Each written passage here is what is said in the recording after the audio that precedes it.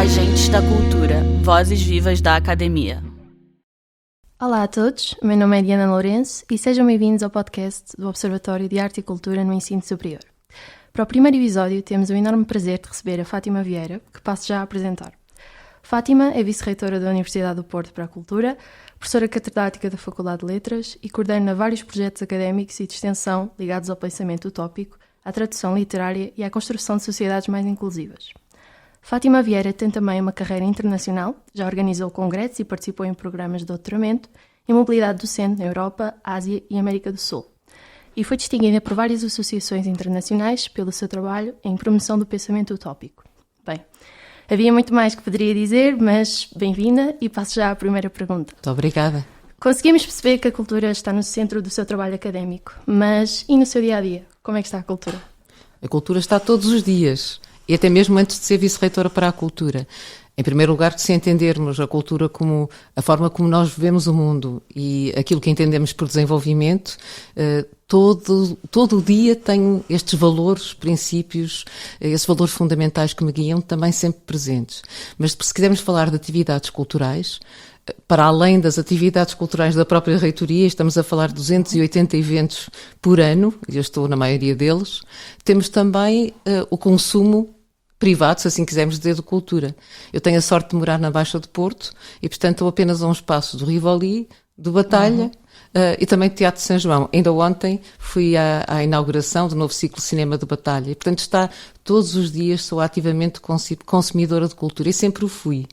E diria, também praticava atividades culturais e artísticas, sempre estive envolvida em teatro, fiz balé até aos 22 anos, tive que deixar porque eram 7 horas por semana e na altura o meu marido dizia-me, mas então quando é que nós nos vemos? Porque eu trabalhava todo dia e ia ao fim do dia /noite fazer balé e realmente chegava a casa às 10 da noite. E, portanto, acabei por deixar. Mas, portanto, todas as práticas, sempre toquei guitarra, toco mal guitarra, mas sempre cantei, vivi sempre no seio de uma família que cantava a toda a hora. E, portanto, eu diria que sem estas canções e sem esta prática artística de alguma forma e sem este consumo, eu diria, diário de cultura, eu acho que não seria, primeiro, não seria a pessoa que sou e por outro lado, não seria tão feliz. Exato, acho que a cultura acaba por moldar imenso a nossa identidade e acho que é importante fazer parte do nosso dia-a-dia. Falando agora mais no caso específico da academia, como é que vê o lugar da cultura na universidade hoje? Acha que tem vindo a ganhar maior centralidade ou ainda encontramos resistências à sua valorização? Eu tenho a certeza de que ganhou centralidade, pelo menos desde há 8 anos, que há uma vice-reitoria para a cultura e, como disse, nós na universidade abrimos o projeto Casa Comum, que estamos a falar das tais 280 atividades totalmente gratuitas por ano, todo um conjunto muito vasto de exposições e o envolvimento de toda a comunidade. Felizmente que não é apenas na Universidade do Porto, porque isto tornou-se num movimento nacional.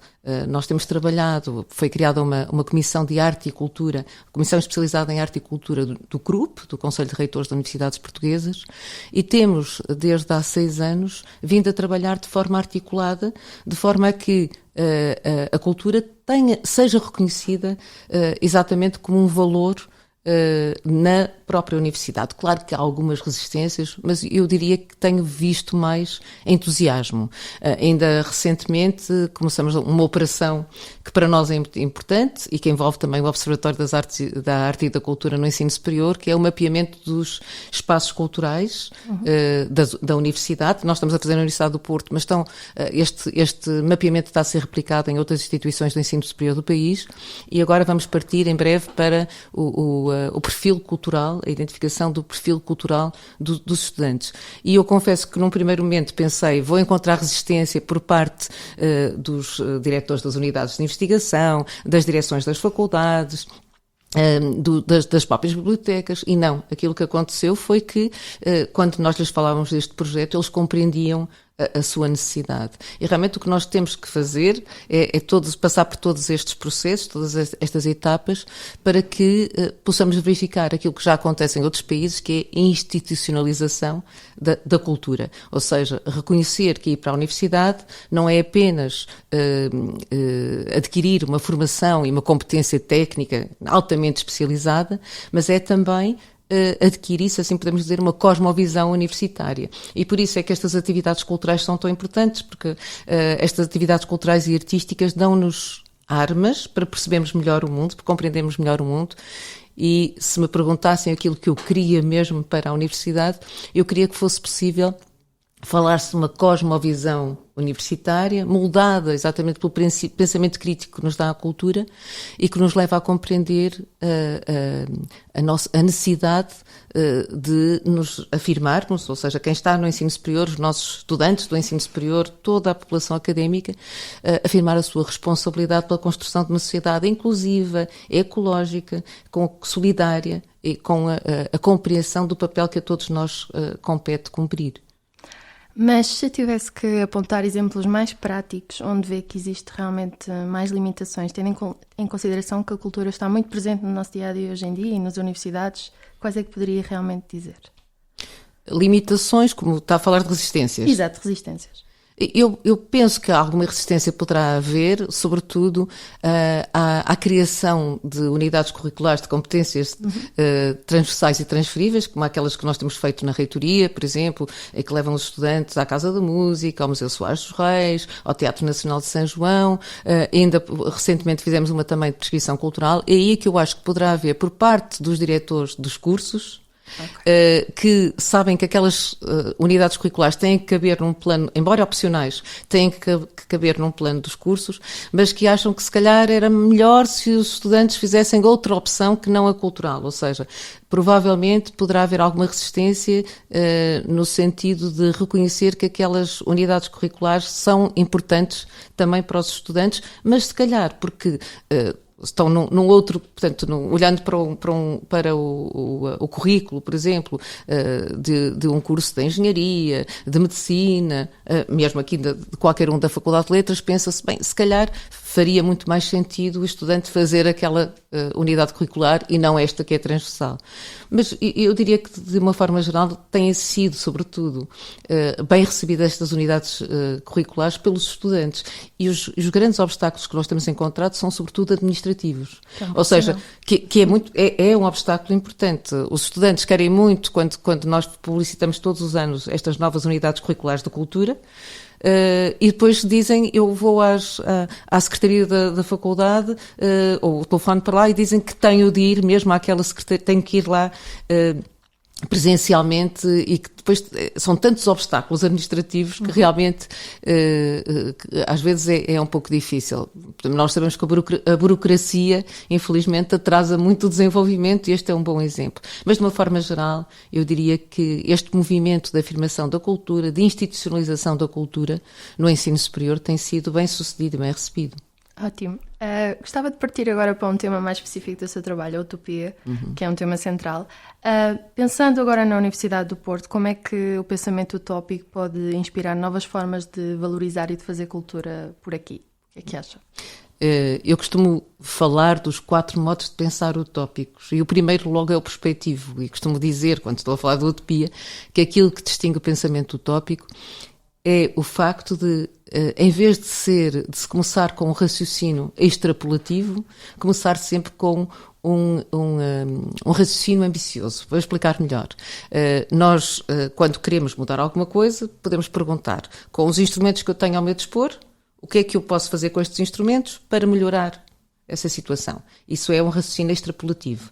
O raciocínio utópico é perspectivo, mas no sentido do movimento da prospective francês, que pergunta o que é que eu quero? E depois é que pergunta, e a segunda pergunta é que instrumentos é que eu tenho que criar para que isso seja possível. Eu acho que o pensamento utópico pode trazer exatamente esta meta, esta ambição de começarmos primeiro pelo desejo e depois percebermos aquilo que é preciso fazer, que no fundo foi o que aconteceu com a Covid, não é? Na Covid ninguém sabia como havia de fazer a vacina, mas a pergunta é, o que é que eu tenho de fazer para resolver o problema da pandemia? E toda a gente se uniu e conseguiu fazer. E portanto, eu acho que é isto, sobretudo, que traz. Agora, o pensamento utópico é perspectivo, estava eu a dizer, portanto começa com o desejo e depois com esta ambição que é muito importante, mas depois também é crítico, porque faz-nos analisar as possíveis opções, portanto o pensamento crítico no sentido da avaliação de todos os passos que têm de ser dados, aliás, em primeiro lugar, análise do contexto e, sobretudo, avaliação das consequências de cada um dos possíveis caminhos, isso também é importante. Depois há um pensamento holístico, na medida em que o pensamento utópico tem a consciência de que vivemos numa sociedade complexa e se nós dermos um passo isso implica muitos outros passos ao mesmo tempo em muitos outros aspectos.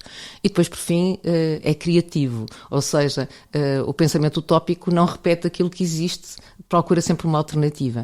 E eu acho que é isso que a arte, de uma forma geral, nos tem trazido. Tem-nos sempre mostrado que é possível olhar para as coisas de uma forma diferente e fazer as coisas de uma forma diferente. E, portanto, o pensamento utópico o que faz-nos ver que se nós optarmos por não mudar, não é por não existirem alternativas, é porque não estamos para nos incomodar e portanto, pensar essas alternativas. Portanto, eu diria que o pensamento utópico, no que respeita ao desenvolvimento cultural e à afirmação da cultura na universidade, tem muito para dar, quanto mais não seja, no campo metodológico. E como é que acha que o podemos continuar a perpetuar? Continuando com gente a fazer muitas perguntas. E eu diria que um ótimo passo é realmente envolvermos os estudantes na disseminação do pensamento, não é? Nós, para tudo, precisamos de pregador, não é? Precisamos de pessoas que estão realmente convencidas de que vale a pena mudar. E neste sentido, eu acho que isto só é possível se realmente tivermos a cumplicidade dos próprios jovens, dos nossos estudantes, não é? Portanto, não basta a comunidade académica, ou na comunidade académica, estas iniciativas virem de cima, não quer dizer que não possam vir de cima também, mas o que precisamos é cada vez mais que venham de baixo. Aliás, o que eu queria acrescentar a este propósito é que nós, quando há 8 anos começamos a organizar atividades culturais e artísticas na reitoria, 100% das atividades eram realizadas por nós, ou seja, nós fazíamos a produção de todas. Hoje, eu diria que fazemos 15, 20%, porque todas as outras atividades chegam-nos através de propostas, quer de professores, normalmente de investigadores, de estudantes. Portanto, eu acho que este movimento já se está a fazer sentir também nesse sentido. Já pegou um bocadinho aqui na pergunta que eu ia fazer, mas falando agora mais especificamente nos estudantes, como é que acha que eles podem ser protagonistas na construção de uma universidade culturalmente mais viva e participativa, para além daquilo que nos apontou? Em primeiro lugar, entender que a universidade é um lugar de procura e não um lugar de recepção. Eu, se calhar, posso partilhar algo que é muito íntimo, mas que eu, quando entrei para a universidade, já foi há muitos anos, foi no início mesmo dos anos 80, o que dava na televisão era uma série que chamava-se o Fame. Quem for da altura conhece o Fame. O Fame contava o dia-a-dia de uma escola artística, de dança, de música, em Nova Iorque. E eu gostava imenso daquilo porque a prática artística, o debate, eram constantes. Maria, que eu, entrando para uma faculdade de letras, a minha expectativa era assim que eu achava que era a universidade. Portanto, entrei para a faculdade de letras, onde há cursos de letras, não é? Portanto, com todas as línguas, na altura penso que não havia sociologia, não sei se havia ou se estava a começar, mas tínhamos geografia, tínhamos história, não é? Tínhamos filosofia. Portanto, o que é que eu achava? Que ia entrar num espaço onde teríamos colegas, filósofos, a debaterem abertamente e de forma muito dinâmica assuntos e depois a serem contestados ou corroborados por colegas de história. E depois achava que ia encontrar todos os grupos de artísticos. Eu, como vim para francês e inglês, eu achava que... E realmente acabei por fazer parte de um grupo de teatro. Mas eu achava que aquilo fazia parte da respiração da própria universidade. E quando entrei, percebi que não. E fiquei um bocadinho desapontada. Mas isto para dizer o quê? Eu acho que o envolvimento dos estudantes pode acontecer a partir do momento em que percebam primeiro, a partir do momento em que desejem uma universidade assim, por isso é que a universidade online, para mim, não funciona, aquilo não é uma universidade mesmo, portanto é um sítio onde se dá conhecimento, onde se transmite conhecimento, mas a universidade medieval era sobretudo um lugar de partilha, de discussão, de desacordo, não é? E isso não é possível fazermos online. Mas, sobretudo, o que é preciso é que os estudantes desejem esta universidade do género do FAME, não é? Com discussão, e por outro lado que procurem estratégias para que isso aconteça. Aproveito já agora para dizer em primeira mão que nós tanto queremos que os estudantes se envolvam que já em fevereiro vamos oferecer aos estudantes a hipótese de participarem num orçamento participativo e, portanto, o que vamos pedir aos estudantes é que nos proponham atividades. Nós damos 8 bolsas, ou 8 prémios, se assim quisermos dizer, de 1.500 euros e, portanto, podem organizar as atividades que quiserem, podem eles próprios tocar ou podem, por exemplo, um instrumento, têm que fazer 3 momentos, 3 espetáculos, se assim quisermos dizer, 3 espetáculos, 3 momentos de apresentação e têm que ser sempre estudantes de 2 faculdades diferentes, exatamente para haver também este espírito de unidade. Mas com isso nós queremos fomentar esta noção de que os estudantes têm um espaço, se quiserem. Portanto, eu acho que isto tudo começa com os estudantes a perceberem que eles próprios podem decidir o que é que se faz na universidade. Daí que tínhamos tanto interesse agora neste inquérito e já agora faço um apelo para quem nos está a ouvir para responder ao inquérito do perfil cultural, porque nós primeiro queremos saber de que é que os estudantes gostam. Ok. E depois há uma parte que diz onde é que aquilo de que gostam, onde é que, por exemplo, se gostam de teatro, falo dentro da universidade ou fora da universidade. E porquê é que faz fora e não dentro, quando há grupos? Se não há, então vamos criá-los, não é? E realmente nós o que queremos é que os estudantes percebam que estamos à espera, que sejam os protagonistas e nós num plano mais institucional, daremos os meios para que as coisas possam acontecer e os espaços para que as coisas possam acontecer. Mas para isso precisamos de estudantes inquietos.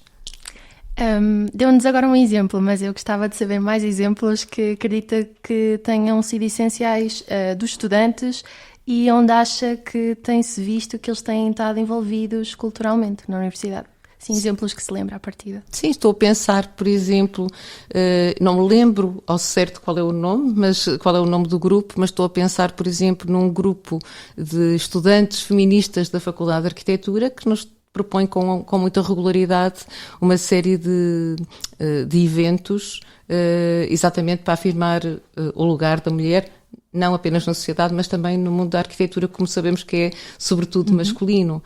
Mas temos tido, por exemplo, muitas propostas de pequenos concertos. Claro que, por exemplo, a própria Sociedade de Debates, que envolve estudantes, tem encontrado um palco também privilegiado na Casa Comum. Mas, de uma forma geral, encontramos muitas atividades, eu diria, dispersas. Por exemplo, já nos têm sido propostos ciclos de cinema. Nós temos parcerias com festivais, mas estamos sempre ativamente à procura de propostas interessantes que nos possam chegar para ciclos também de cinema, curadoria de ciclos de cinema. Temos também, por parte de estudantes, curadoria de ciclos de música. Por exemplo, foi assim que nasceu a Teoria das Cordas, que é um projeto de curadoria. Mas, de uma forma geral, eu diria pequenas propostas que nos chegam ou soltas ou então muito ligadas a questões específicas, como, por exemplo, as questões de género, as questões da igualdade. Por exemplo, nós temos o Festival Queer, apoiamos sempre o Festival Queer e criamos um prémio Queer Casa Comum. E temos sempre o envolvimento da comunidade estudantil também, quando chegamos ao momento de produção desses eventos. Bom, para terminar, tenho apenas mais uma pergunta.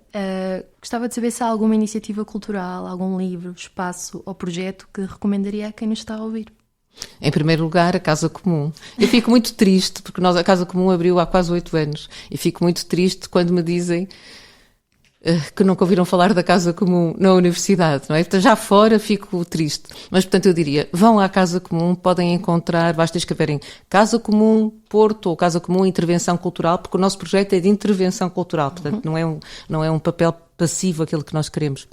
Portanto, em primeiro lugar, vão à Casa Comum. Nós temos todas as sextas-feiras, gratuitamente, tudo é gratuito, não é? Temos sempre ciclos de cinema, com bom cinema, cinema de autor.